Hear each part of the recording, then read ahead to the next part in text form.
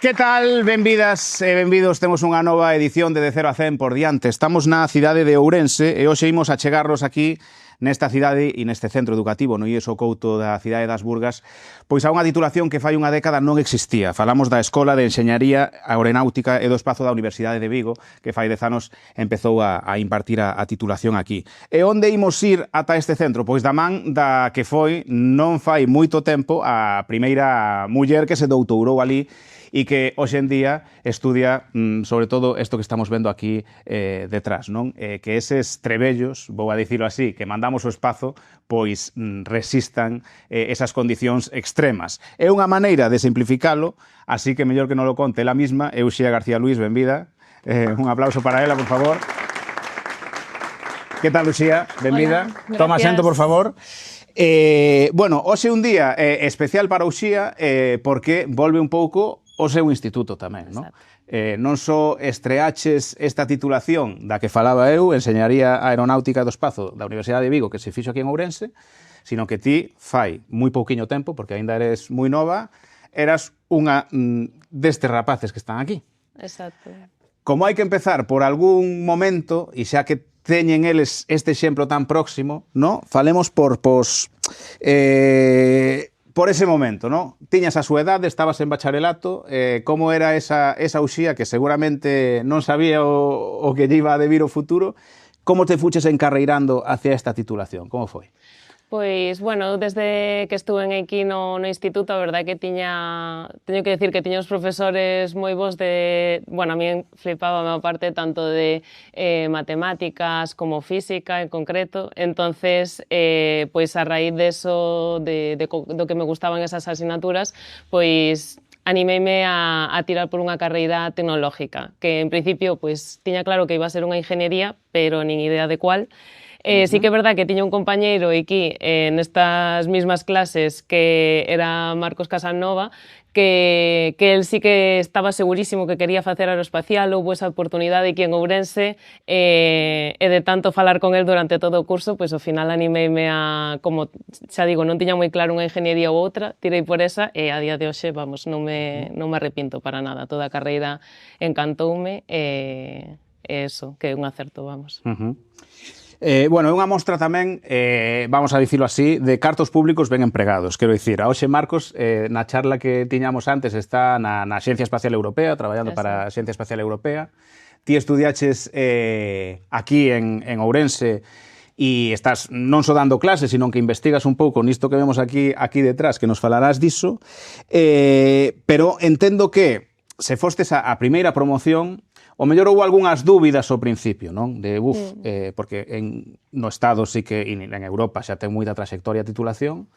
Esas dúbidas, supoño que as resolvestes cedo en canto empezastes a dar clases, porque sei que hai docentes, por exemplo, Fernando Aguado, ¿no? Que ten como unha longa trayectoria en la que non houbera titulación no que se refire a esta titulación. Entón, fálanos un pouquiño desas dúbidas que puideche ter estreando un centro que non existía. Sí, pues obviamente, claro, salenche as dúbidas de, bueno, estará ben organizado os primeiros anos, non?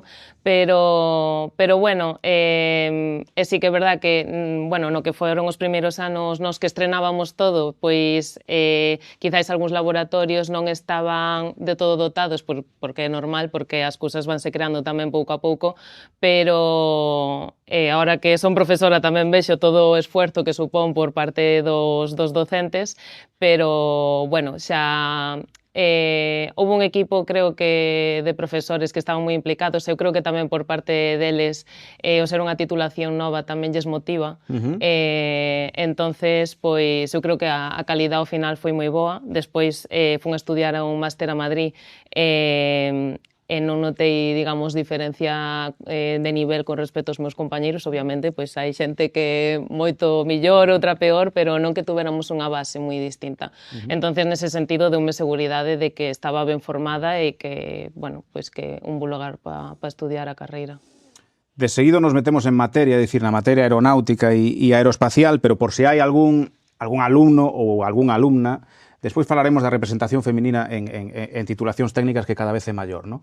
Pero por orientalos un pouco, ti unha vez que entras ali, xa eres enxeñeira, unha vez que saes da facultade, ¿no? Que aprobas todas as asignaturas, pero mencionabas aí que tedes que facer como un máster habilitante en algúns casos. Como é ese máster e que conseguides con el? Claro, os másteres habilitantes danse en moitas profesións de ingenieros en España. Isto hai no IKI, non hai no resto de Europa. De feito, en España os grados suelen durar 4 anos, en Europa 3, pero despois sí que sueles facer un máster. Digamos que o habilitante dache a capacidade de poder en España firmar proxectos, ¿no? Que cun grado normal, es decir, con esos 4 anos, non poderías facelo senón, ¿no? Igualmente, pois, bueno, tuve que funo facer fora porque naquel momento non había posibilidade de cursalo aquí en Ourense. Ahora sí que xa, por exemplo, xa o temos na Universidade de Vigo. Pero bueno, que ao final é un pouco continuar a carreira, decir, os conceptos e o que aprendedes durante a carreira de aeroespacial continúas un pouco pois máis indagando e con máis profundidade.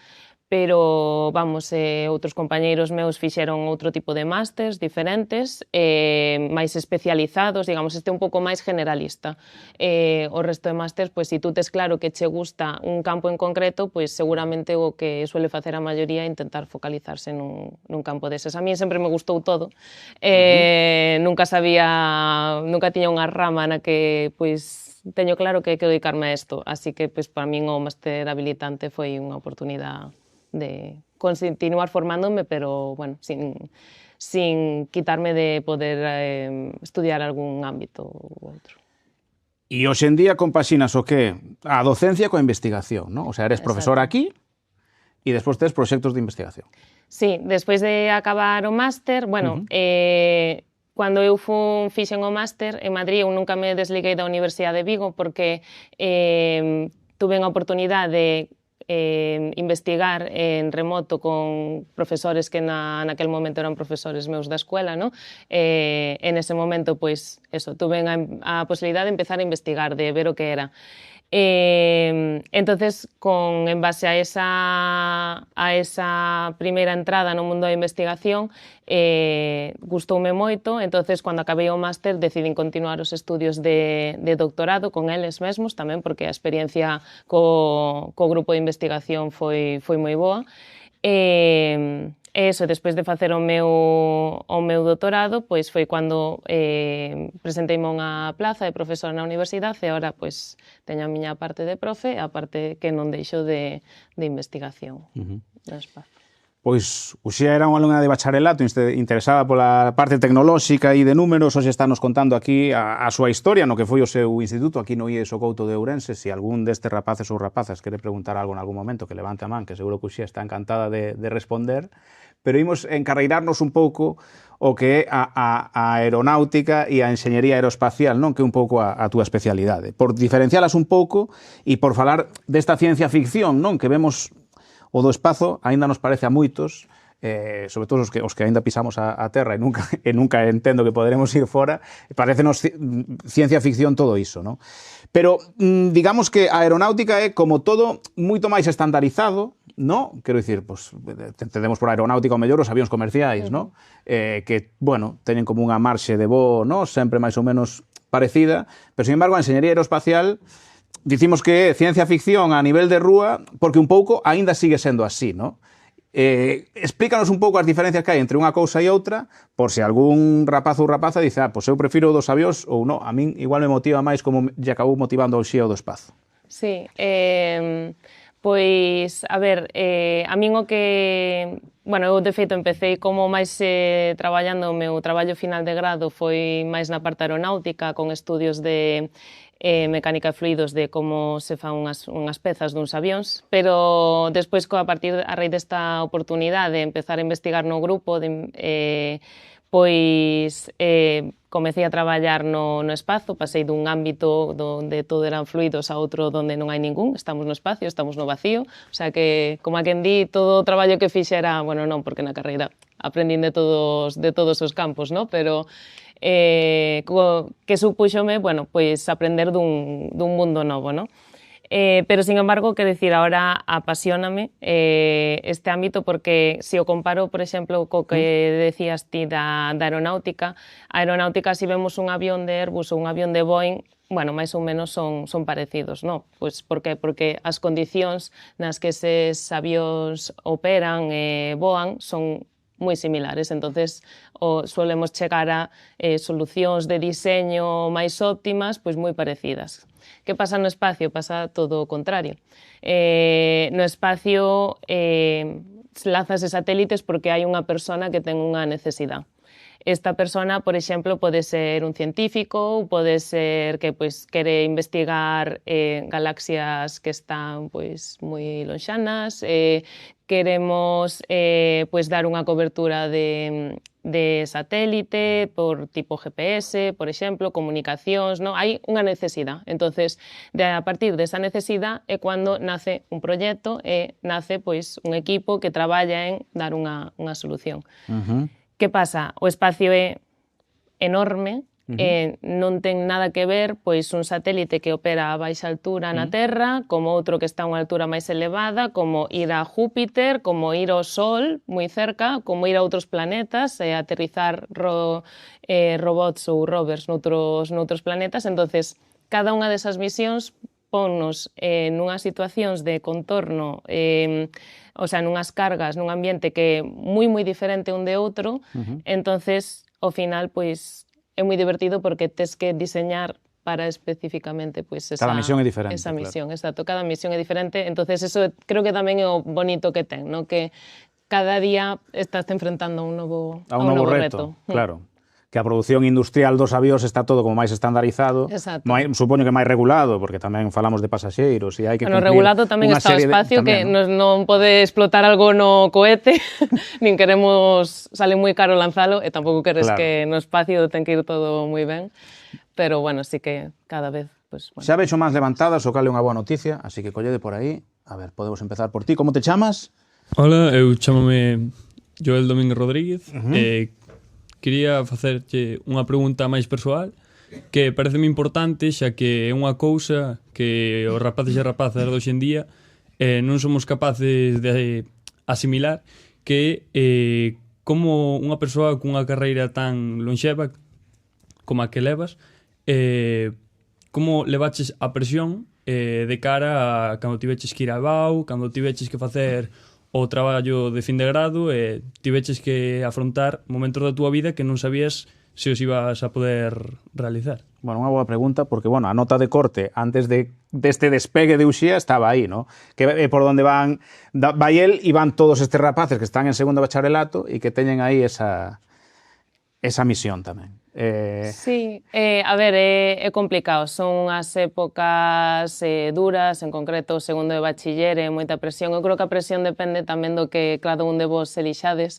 Eu, no meu caso, era presión máis ou menos, porque, como vos decía, gustanme moitas cousas, entonces gustaba aeroespacial, que necesita unha nota de corte máis alta, que nese momento, de feito, non sabía nin cual iba a ser aquí en Ourense, porque nunca houbo a carreira.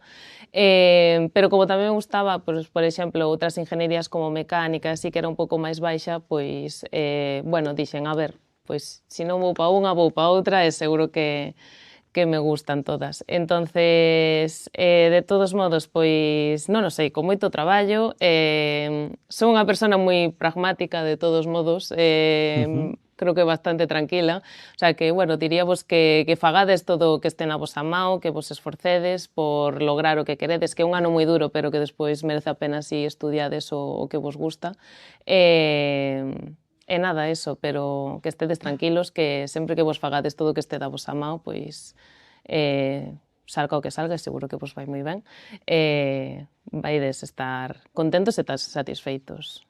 Que a vida é longa e a veces tamén é unha sucesión de casualidades. Ti non sabías que ibas a acabar estudando esta carreira, nin aquí en Ourense, e despois incluso, contábasnos, que eso despois podemos profundizar niso, que fixeches como as prácticas nunha empresa tamén ourensá, dedicada máis ben ao aeronáutica e acabache neso que vemos aí. Entonces, bueno, bueno... De feito, nese sentido tamén, por exemplo, o espacio é un ámbito no que pode acoller xente de moitísimas carreiras. Por exemplo, se algún de vos lle gusta máis a rama sanitaria, pois hai experimentos en órbitas de temas relacionados máis coa biología. O sea, é incluso un ámbito que, bueno, que se pode chegar xa non só pola miña carreira, sino por moitas outras formas. Non sei se, vaña, pasa yo, compañeiro, como te chamas? Ola, son Jorge Espinosa Fernández. Gustaríame facerche unha pregunta sobre o tema do que estábamos falando agora. Como que foi o que te motivou a realizar o paso da aeronáutica aérea á aeronáutica espacial? O chispazo, como surdiu, non? É un cambio drástico. Pois foi un pouco casualidade. Foi esa oportunidade que acabei as miñas prácticas nesa empresa e íbamos a Madrid a estudiar o máster. Planteúseme esta opción de investigar cos que eran os meus profesores e dixen, pois, por que non? Vamos a probar. Apetecíame, o máster dábame a posibilidade de compaginar estudios con traballo, entonces, pois foi por eso. A veces as cousas tamén, eu creo que hai historias, non, de xente que desde un principio, por exemplo, é un caso, o meu compañeiro Marco que estudiou aquí mismo, neste mesmo instituto comigo, que era super apasionado por este campo desde moi pequeno, e despois, pois, estamos dar personas que, ao final, a vida levache un lado a outro. A min, agora, encántame, son unha apasionada, pero que me interesan moitos ámbitos tamén, entonces, pois eso, moitas veces tampouco hai que, isto pois relacionado coa pregunta que fixero a teu compañeiro, que tampouco se hai que agobiar, que a vida despois ponche un montón de oportunidades por diante e seguro que todas son boas, o sea que... Moi boas preguntas, sí, temos outra por aquí. Adiante, como te chamas? Eu chamome Aitor Fernández e teño unha pregunta máis directa aeroespacial. Que se traballando no espazo traballa satélites como rollo Cosmos ou cosas así, pois que traballas en temas satélites? Moi ben, xa foi por diante, perfecto, porque iba un pouco a encarreirar por aí, pero digamos que a túa especialización ou un dos mellores exemplos sí, do teu traballo creo que ten que ver co lanzamento de telescopios espaciais e como aguantan esas condicións extremas que vemos aí detrás, non? Exacto. Pois mira, este mismo é un moi bo exemplo. Si vos fixades Chame agora a Estación Espacial Internacional que nos pincharan esta cámara. Riguroso directo. Si vos fixades nesta aeronave, por exemplo, vedes que hai unha parte que está moi iluminada, tanto polo Sol, por exemplo, como parte da Terra, non? Sin embargo, pois hai outra parte que non estamos vendo, pois que vedes que está sometida a sombras e que pois está cara ao espacio profundo, onde está todo negro e a temperatura é como de 4 grados Kelvin. Entonces, congelado, para que o entendades. Entonces, un dos retos, dos moitos retos, porque hai moitas disciplinas moitas pequenas cousas que hai que solucionar para lanzar un satélite, ¿no? Pero un deles é, por exemplo, estas variacións tan grandes de temperaturas as que se ven sometidos. Igual temos en algo que mide medio metro cuadrado, pois unha cara a 60 grados, 70, 100, e despois a outra cara a medio metro está a menos 60. Entonces, claro, aguantar esas temperaturas e que todo siga funcionando de maneira correcta, pois é algo que nós, os ingenieros que nos dedicamos á parte térmica, que dou unha pista, pois témonos que encargar. E que pasa neste sentido tamén, cada vez que os satélites e as tecnoloxías que desarrollamos, como que intentamos ir máis lonxe, non? Xa non só queremos que aguante máis ou menos ben as temperaturas, sino que, ademais, temos un telescopio que ten uns requisitos de que todas as lentes, espellos estén moi ben posicionados para sacar unha imaxe moi nítida. Entonces, claro, aí xa empezan a afectar que esas temperaturas se trasladen a deformacións na estructura e temos que conseguir que este, pois, ou ben que se manteña na mesma posición durante todo o tempo ou que si se deforma que sexa dunha maneira, digamos, un pouco homogénea. Chegar a esos niveles de precisión pois foi o que un pouco intentei traballar no meu doutorado, porque fai uns anos sí que se facían este tipo de análisis, chamanse termoelásticos, primeiro faz un análisis térmico, despois analizas a estructura, pero non eran tan importantes ou non se está vendo que non se usaban tanto antes como ahora, porque ahora cada vez, pues eso, queremos desarrollar instrumentos que van máis alá, que teñen uns requisitos máis estrictos. E non sei se hai alguna pregunta máis. Sí, por ali detrás. Ti tamén queres outra, veña, dalle. Que gustaríame saber se traballades algunha liña en específico ou é variado.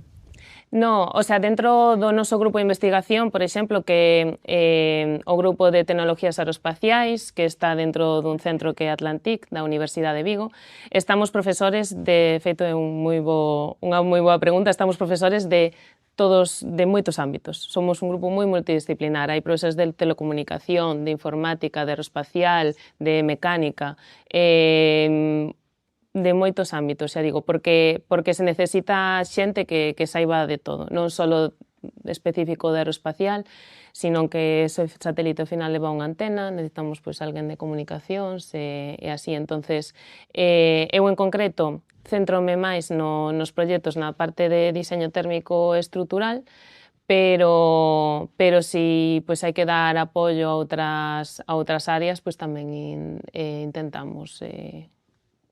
O sea, que esa lenda de que os científicos estades moi no microscopio e tal, no, sodes moi interdisciplinaris e tedes que falar moito entre vós, porque o mellor o que precisa a antena, precisa un recubrimento para a antena, claro, e necesita que Uxía lle pense ese recubrimento para que soporte estas temperaturas extremas, por exemplo. Claro. Por poñer un exemplo. E ad igual vai unha carga biológica, o que decía antes, ou un instrumento científico, entón necesitas un astrofísico. É moi importante tamén que isto non é algo que se enseñe tal cual nas carreiras, pero aprender a escoitar o resto, a entender as necesidades. Ao final falamos distintos idiomas, o astrofísico, bueno, falan de algúns parámetros, nos doutros, temos que entendernos para que todo eso ao final funcione, vamos. Había outra man levantada por ali no fondo, ídelle pasando o compañeiro, e mentres lle pasamos ese micrófono, quería concretar que algo para os investigadores e para os científicos moi importante é que os vosos proxectos non só se queden no papel, sino que se leven á práctica, e no teu caso ti tiveches unha estadía nos Países Baixos gracias un pouco a estas cousas que nos estás comentando, e que incluso no Instituto de Astrofísica de Canarias, que é o sumum en España da observación do espazo, están implementando un pouco estas cousas que se estudaron aquí en Ourense. Sí, o sea, nos... Bueno, pues eso, presume un pouco, aproveita. Bueno. A tua cámara creo que es. Pois, no, a ver, ao final, nos desde o grupo temos desde o grupo de investigación un foco na transferencia, é dicir, que no que nos investigamos non se quede, como mencionaches, no laboratorio, sino que pasa a ser unha solución real nun proxecto, nunha empresa. Entonces, a miña tesis doutoral foi traballando precisamente nun telescopio do Instituto de Astrofísica de Canarias e ahora mismo, por exemplo, temos un proxecto con eles que o IACSat vai ser o primeiro telescopio de astrofísica, digamos, completamente feito aquí en España e participamos un pouco nesa liña de investigación que comezou no meu doutorado con moitos outros compañeros do equipo que nos apoian. Entonces, pero sí, traballamos co IAC, pero traballamos con moitas outras empresas de España. Hai o apoio de Fernando Aguado é brutal e toda a súa experiencia, tamén con proxectos da Agencia Espacial Europea, é dicir, é un campo tamén que por outra parte che permite facer moitos desarrollos que estamos traballando aquí en Ourense, pero que traballamos con toda España ou incluso outras empresas de Europa. O sea que estamos orgullosos de ti, Uxía, que sí. Que sí, que é verdad. Outra man que tiñamos por aí levantada, como te chamas? Hola, chamome Nico, a miña pregunta sería que aconsellas a todos aqueles que aínda, ao igual que che aconteceu a ti, aínda non sabemos exactamente que estudar, non? Que consellos darías? É que eso é moi difícil. Eso era para psicología, non era para enxeñería aeroespacial, pero bueno, é normal porque están en segundo bacharelato que preguntan estas cousas. A ver, eu o que vos podo decir é que vos quitedes presión. Sona moi fácil decirlo así, pero é que ainda que lixades algo que non vos gusta, que pode ser o peor que pasa. Pois que igual descubrides no primeiro ano que non é o voso e despois decidides cambiar, pois mira, pois xa está.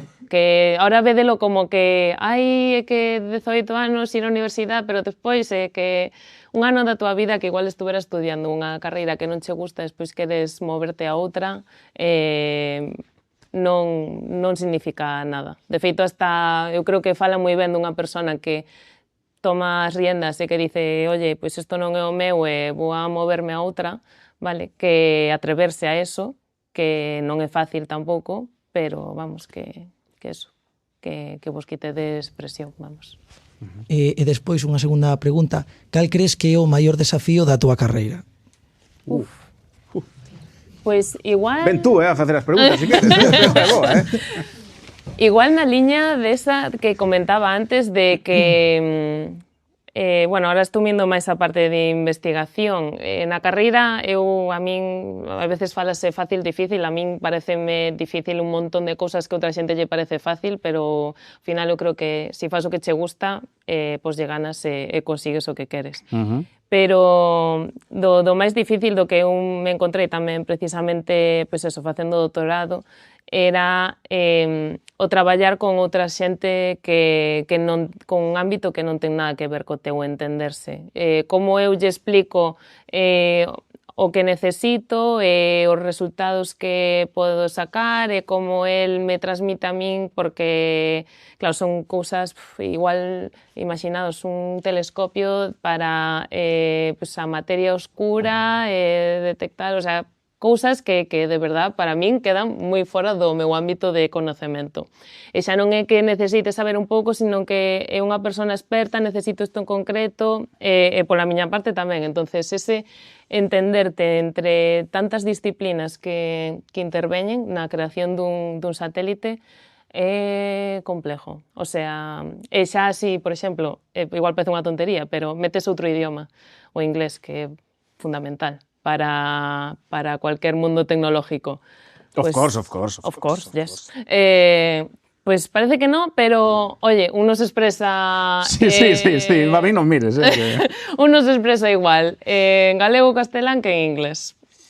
Eu, despois, claro, por outra parte, xa non é solo en ti, sino tamén, pois, eso, na miña entendimiento e no da outra persona. O sea que aí, pois, son trabas para que todo vaya ben.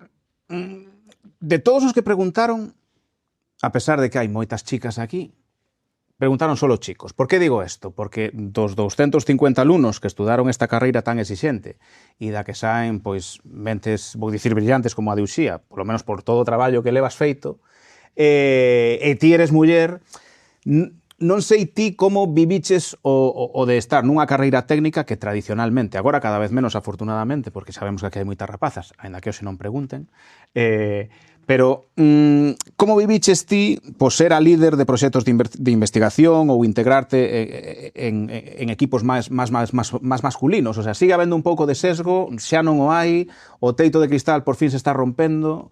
Como vives ti esa situación? A ver, eu como profe, cuantas máis alumnas vexa, a min tamén me encanta. Eu creo que sí que ao final temos diferentes formas de pensar, as mulleres cos homes, e podemos aportar por eso diferentes cousas a un proxecto, ¿no? Entonces estou a favor de que cada vez temos que intentar pois promovelo máis e que vos animedes máis chicas tamén a facer estas carreiras tecnológicas. No traballo, creo que a experiencia pois depende moito de quen te rodees. Eu, no meu caso, a verdad, xa durante a carreira tuve algún referente de muller aeronáutica, que é unha profesora miña de fluidos, Elena, entonces, pois, eso como que ao final axudache a decir, vale, pois, eu un si exemplo traballo... próximo, sempre. Claro, exacto. Eu si traballo, pois tamén podo dedicarme a isto, ¿no? E no grupo de investigación, pois sí que é verdad que a día de hoxe somos moi poucas mulleres. pero non por nada, o sea, pois... Optades máis, digo, visto dende fora, o mellor máis pola docencia que pola investigación? Ou non é así? Bueno, no caso de España é algo que está moi ligado, que decir, non hai moitos centros de investigación únicamente dedicados a eso, sin que se desligue da docencia. Ajá. Entonces... Quero dicir, se xa hai menos mulleres estudando a carreira, lóxicamente despois... Exacto, é o que Claro, nos pasa vale. precisamente no grupo. Entonces, pero bueno, que a miña experiencia personal, pois pola xente que me rodeei sempre é boa, todo o contrario, deronme, a verdade que moitísimas oportunidades, a día de hoxe tamén xa podo liderar algún proxecto de dentro do grupo, o sea que a verdade é que nese sentido non teño ningunha queixa, vamos, o sea, estou tremendamente agradecida, vamos.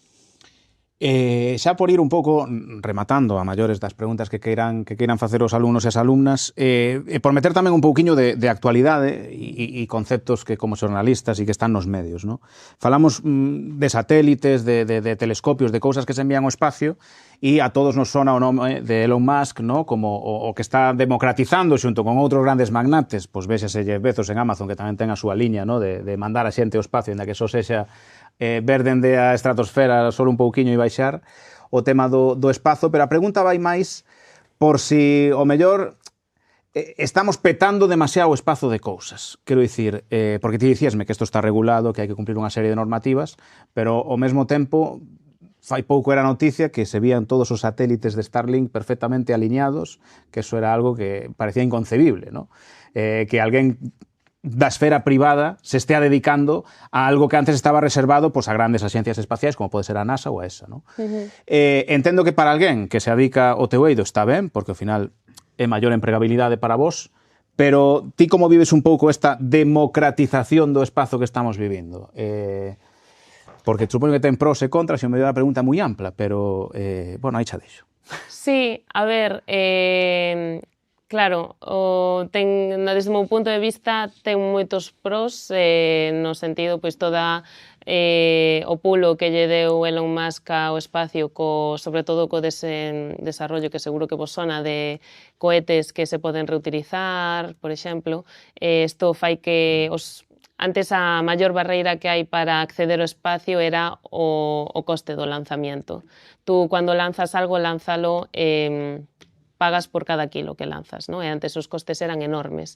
Ahora con isto son moito máis baixos, é dicir, podemos lanzar máis kilos, máis satélites por menos diñeiro. Pero moito menos, o sea, órdenes de magnitud. Entonces, eso a nivel de desarrollo de novas empresas, pero claro, tamén aquí en España é brutal, ¿no? Que pasa? Pois claro, ten que probablemente ir de mao dun desarrollo de algún tipo de legislación que limite ou ese lanzamiento, que, bueno, que existan unhas reglas, vale? A día de hoxe sí que se están, bueno, sempre as houbo unhas normas que cando tú lanzas un satélite xa tes que estar planteando en como vai a ser ao final da súa vida. É dicir, tú non podes lanzar algo e que quede por aí orbitando e xa a saber, non? Son todas as agencias moi estrictas en eso. Entonces, por exemplo, tú tes que levar un combustible extra para, pois, meter propulsións cos teus motores e orientarte hacia a Terra e entrar na atmósfera e nese momento que se destruya toda a estrutura, non? Que xa non quede voando. Por qué? Porque senón acumulamos esa basura espacial e cada vez, pois... Estorbámonos máis entre todas as misións. Claro, e vai chegar un momento no que se eso non se controla, non se van a poder lanzar satélites, porque no momento no que o lanzas, choca con algo, destrúese e xa queda inservible. Entonces, esas políticas existen, estánse ahora desarrollando, e nada, está vendo algunhas medidas, pero, bueno, de todos modos sí que pois esos satélites Starlink lanzanse pois de igual 60 en 60, entonces en cada lanzamiento, así que sí que é unha parte moi importante do espazo que está ocupando unha determinada altura, pero bueno, que pouco a pouco eso sí que habería que por medidas, pero bueno, que no meu, si eu fago un resumen, eu creo que trae máis cousas boas ca malas. Pois un pouco con ese optimismo dunha enxeñeira aeroespacial, Uxía García Luis, imos quedarnos, no? Creo que é unha mensaxe moi positiva, que haxa máis de 30 alumnas e alumnos hoxe aquí atentos ao que nos di esta enxeñeira. Alguén querería adicarse o que se acabou dedicando Uxía? Os avións ou o espazo? Hai algunha man levantada de momento, non? Sin vergonza. Pois aínda máis valor tivo que Uxía viñera aquí un pouco a contarnos o seu traballo, que sin dúbida eu evidentemente non son un experto, pero sí que creo que, e falabas, por exemplo, que cada quilo conta no espazo, no? Pois profesionais como a ti, que estades pensando en que cada vez os kilos sexan menos, que as misións sexan máis baratas, que os materiais sexan máis resistentes e duradeiros, e que non nos estorbemos nas diferentes misións e cada vez coñezamos máis o noso planeta e o que temos máis ao do noso planeta, pois é unha boa ensinanza. E por eso creo que debemos dar un aplauso hoxe a esta alumna do IESO Couto.